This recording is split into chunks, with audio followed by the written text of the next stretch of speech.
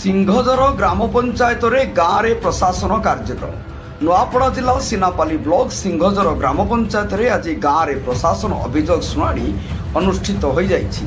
एही कार्यक्रम रे जनसाधारण अनेक समस्या को समाधान कराजिबो बोली आज अतिरिक्त बीडीओ सुब्रत परिडा समस्त अभियोग समाधान कराजिबो बोली कहिथिले।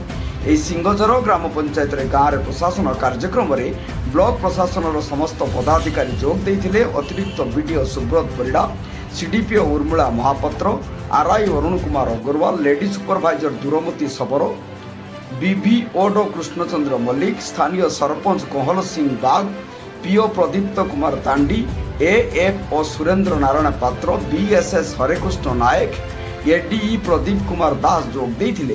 ए अभियोग शिविर में मोट 29 अभियोग होइथिला। एतिमध्यरु आरडब्ल्यूएस 3 राशन कार्ड और 5 सुभद्रा, 5 तहसील, 5 इलेक्ट्रिक और 3 अन्य अभियोग होइथिला।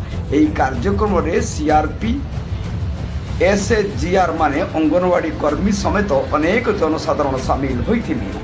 नुआपड़ा सीनापाली परमेश्वर मेहर रिपोर्ट, जनता एक्सप्रेस।